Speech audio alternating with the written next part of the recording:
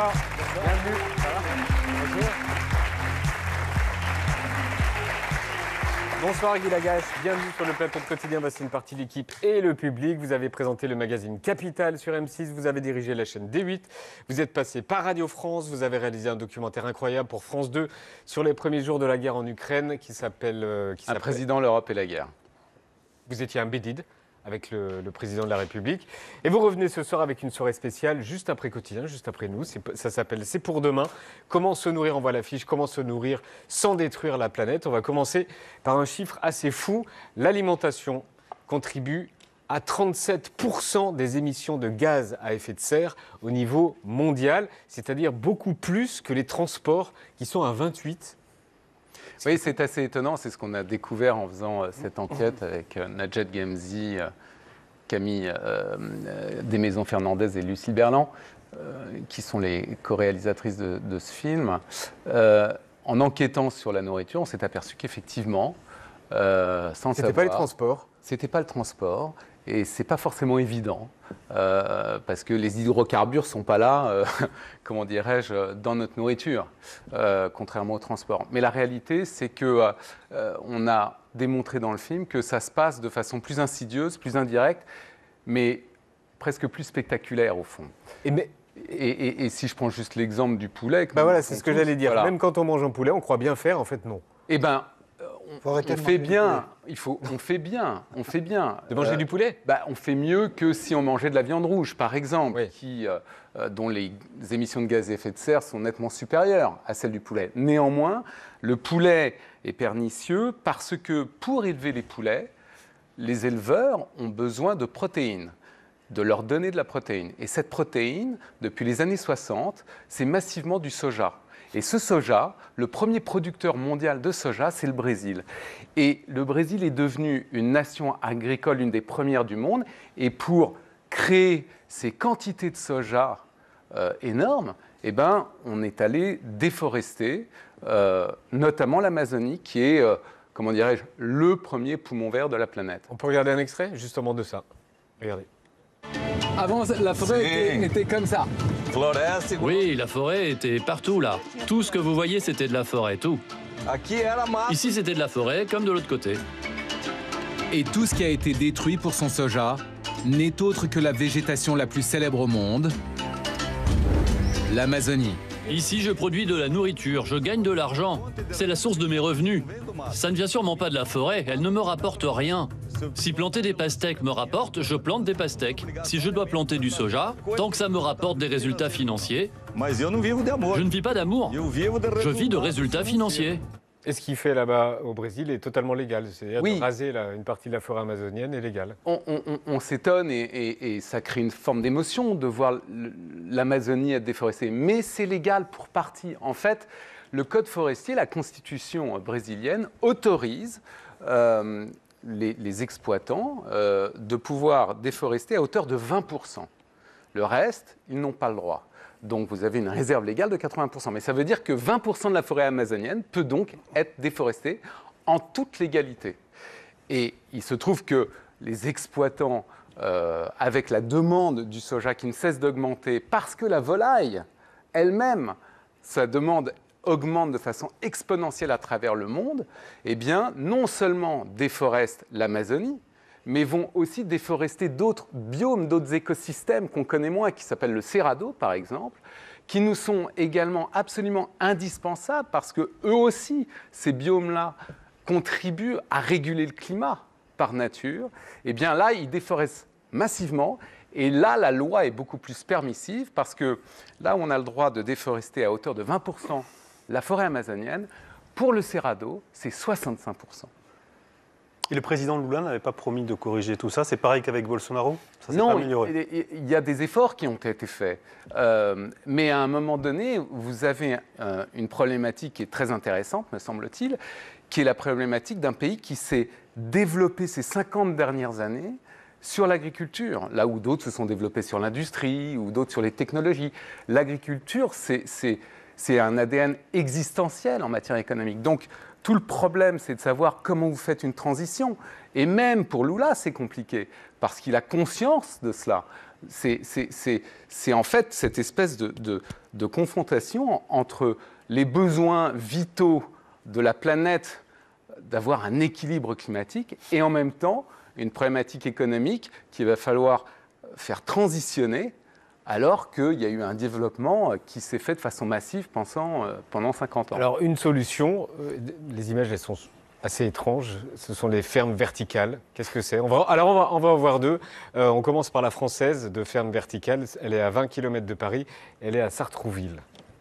Donc là, on est dans une ferme sous la Cité des Indes, à Sartrouville, dans un ancien parking de 1300 mètres carrés. C'est ce que l'on appelle une ferme verticale. L'eau passe dans la gouttière et en contact avec les plantes. Les plantes absorbent l'eau dont elles ont besoin avec les engrais. En guise de soleil, un millier de LED court sur les étagères. Tout est contrôlé par ordinateur, à l'abri des bouleversements du climat. Alors ça, c'est en France. Une autre ferme verticale, en Suède, hyper impressionnante. Elle produit beaucoup de laitue, parce que la laitue, en Suède, c'est un vrai problème. Vous les avez visitées, ces fermes? Oui, j'y étais là-bas. Ouais. C'est hallucinant. Alors ça, c'est incroyable. Donc c'est-à-dire qu'elle pousse comme ça. Oui, en fait, elle pousse. Oui, vous avez raison. En fait, non. D'abord, elle pousse comme ça. Oui, comme ça. Oui, comme ça. Alors que d'habitude, elles sont comme ça. Non, et attendez, elles ont plusieurs trucs. D'abord, elles poussent comme ça. Quand elles sont bébés, elles sont sur ces étagères. Et puis après, elle pousse en normal, quoi. Non, elle pousse en horizontal. Ouais, normal. Genre. Après, il y a un petit robot qui vient et qui fait gzzz. Ça prend moins de place. Voilà, regardez, c'est ça. Ouais. Voilà. Clac, on les met sur des PVC. Et ensuite, elles vont pousser en verticale, comme ça. Est-ce qu'elle voit la terre? Pardon? Elle voit la terre? Oui, alors en fait, il y a un système, si vous voulez. Il y a un très système. Loin, Non, pas de loin. Il y a un système dans ces PVC d'eau circulaire et de nutriments qui contient tous les éléments dont a besoin la plante. Mais est-ce qu'elle est bonne, leur laitue? Elle est C'est le bonne. même goût que notre laitue, quoi. En tout cas, important. C'est de la vous savez laitue. quoi? Quand vous comparez avec les salades en sachet, c'est une salade qui est écologique. Ça peut paraître étrange. Celle-ci, là? Ouais. Et qui n'a pas voyagé. Et qui n'a pas nettement moins voyagé. cher. C'est pour ça que la Suède a fait ça, parce qu'elle n'a pas voyagé. Moins cher. Alors que la laitue coûtait une blinde en Suède, Voilà. et du coup, les laitues coûtent quasiment rien. Et quand vous allez dans les rayons d'hypermarché, vous voyez des laitues en sachet qui viennent de France, du Maroc, d'Italie, etc. Et qui, elles-mêmes, ont été produites massivement dans une agriculture intensive avec du pesticide, etc. Ce n'est pas le cas, là. Mais du coup, est-ce que ça veut dire que nous, on doit arrêter de manger des bananes, des avocats Non, des produits ça veut qui dire, viennent de d'abord, ça loin veut dire qu'il faut peut-être faire preuve de bon sens, c'est-à-dire de manger des produits de saison. Mais Savez-vous saison que- et de proximité. Oui, de Et proximité. de ou de proximité. saison. Mais d'ailleurs, parce que derrière cette histoire-là, au-delà de l'anecdote, qu'est-ce que ça veut dire? C'est que là, on est dans l'hyperlocalisation. Et pourquoi des fermes verticales? Pourquoi des fermes dans des villes comme Sartrouville, dans des sous-sols de cités? C'est parce qu'en fait, la population est en train de s'urbaniser de façon massive. 70% de la population est urbaine et ça va continuer à augmenter. Donc il n'y a pas de transport. Donc voilà, il n'y a pas de transport. Et l'idée, ce n'est pas de dire demain, l'agriculture traditionnelle n'existera plus, il n'y aura plus que ça n'aurait pas de sens. Ça veut dire qu'en gros, face à un problème, vous avez une multitude de solutions. Et ce qu'on essaye de montrer dans cette enquête, c'est justement de savoir comment les solutions sont inventées, quelles sont leurs vertus, quelles sont leurs limites. Parce qu'il s'agit d'investiguer aussi dans l'aspect solutionnel des choses et non pas de faire une émission de solutions. En tout cas, moi, ça ne m'intéresse pas. Et c'est ça que je trouve intéressant. Et en effet, il n'y a pas de système parfait, il n'y a pas une solution unique, il y a diversité de solutions face à un sujet. Est-ce que le steak sans viande est une solution? Vous l'avez goûté? Je l'ai goûté. En tout cas, c'est intéressant quand on se dit... Ça, là, comme ça, là, comme... Ouais. L'idée, c'est de dire quoi? L'idée, c'est de des dire pois on n'a chiches. pas envie de faire une écologie qui soit punitive, où il y a les gentils, les méchants, les bons, les mauvais, etc. En tout cas, moi, c'est pas comme ça que je vois les choses. À l'inverse, j'ai envie de continuer de me faire plaisir. J'ai pas envie, encore une fois, de me punir. Donc, quand on aime la viande, et c'est pas un crime d'aimer de la viande, après, la question, c'est comment on régule sa consommation.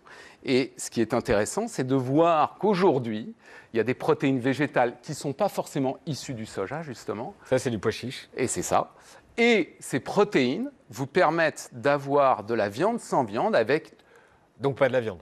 Et pas de la viande, mais avec le goût de la viande, avec le sentiment de la viande. Alors, en fonction des produits, vous avez des qualités plus ou moins bonnes. Mais ce qui est intéressant, c'est le monde qui s'ouvre à nous, les perspectives que c'est en train de permettre et d'avoir. Et ça, c'est quoi? Eh bien, ça, c'est une machine qui vous recrée le mâché humain. Vous voyez, ça, c'est une boulette de viande qui n'est pas de la viande. Et dans le laboratoire, en fait, l'idée, c'est de permettre de recréer le sentiment qu'on peut avoir avec de la viande. Donc, le sentiment qu'on peut avoir avec de la viande, ça passe aussi par le sentiment du mâché. Mâcher. Exactement. Que ça fasse comme de la viande. Comme de la viande, comme une boulette de viande. Un mot sur ce livre, Le cri de la forêt aux éditions du Rocher, qui est sorti il y a quelques jours. Vous y évoquez la déforestation au Congo, aussi grave que celle de l'Amazonie. Pourquoi ça nous concerne? Parce qu'en fait, bien que ça soit à 5000 km de chez nous, la forêt qui se détruit a un impact sur le climat. Je disais tout à l'heure que c'est un régulateur du climat. Quand elle est en train d'être décimée de façon constante, à raison de 1 hectare toutes les minutes, vous avez à voir ici un impact direct.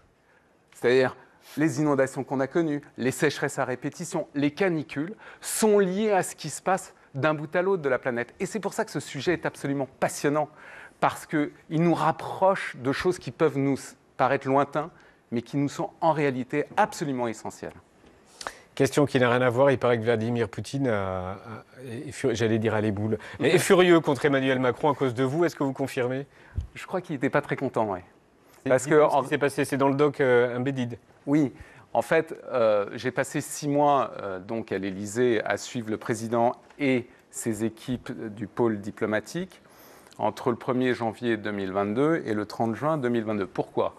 Parce qu'en fait, j'avais obtenu, à l'occasion de la présidence française de l'Union européenne, qui est donc une présidence tournante parmi les 27 pays européens, de suivre le président et ses équipes pour voir comment on construit de la politique européenne. Et il se trouve que... La guerre a éclaté. La guerre a éclaté. Et donc j'ai suivi toute cette montée de crise, la déclaration de guerre et les 4 premiers mois de guerre. Et notamment cette discussion-là, quand il est au téléphone avec Vladimir Poutine, plusieurs discussions avec Poutine. Une discussion avec Poutine, qui est en gros la discussion de la dernière chance, qui a lieu le 20 février, soit 4 jours avant l'invasion russe en Ukraine. Et Poutine n'était pas au courant que c'était filmé? Je crois pas. Vous ne pouvez plus aller à Moscou.